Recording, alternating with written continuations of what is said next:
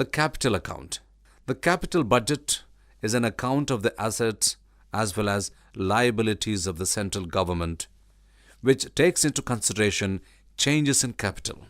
It consists of capital receipts and capital expenditure of the government. This shows the capital requirements of the government and the pattern of their financing. Capital receipts. All those receipts of the government which create liability or reduced financial assets are termed as capital receipts. The main items of capital receipts are loans raised by the government from the public, which are called market borrowings, borrowing by the government from the central bank and commercial banks and other financial institutions through the sale of treasury bills, loans received from foreign governments and international organizations, and recoveries of loans granted by the central government. Other items include small savings, that is, post office savings accounts, national savings certificates, etc., provident funds, and net receipts obtained from the sale of shares in public sector undertakings, that is PSUs. This is also referred to as PSU disinvestment. Capital expenditure. There are expenditures of the government which result in creation of physical or financial assets or reduction in financial liabilities. This includes expenditure on the acquisition of land, building, machinery and equipment, investment in shares, and loans and advances by the central government to state and union territory governments, PSUs and other parties. Capital expenditure is also categorized as plan and non-plan in the budget documents. Plan capital expenditure, like its revenue counterpart, relates to central plan and central assistance for state and union territory plans.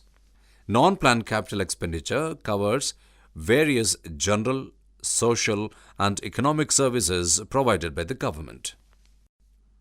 Let's summarize our discussion through two summary tables. Let's first summarize budget revenue components. Revenue receipts. Revenue receipts include revenue which neither create liabilities nor reduces assets.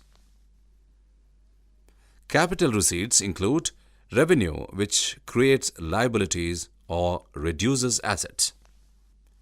Revenue receipts are corporation tax, whereas capital receipts include long-term debt from public, central bank, and other financial institutions.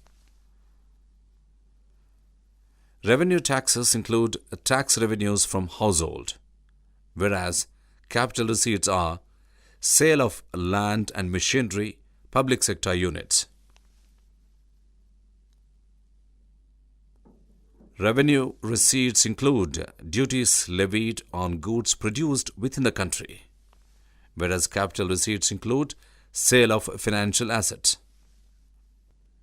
Excise duties are revenue assets, whereas loans from foreign government or central regulatory bodies are capital receipts.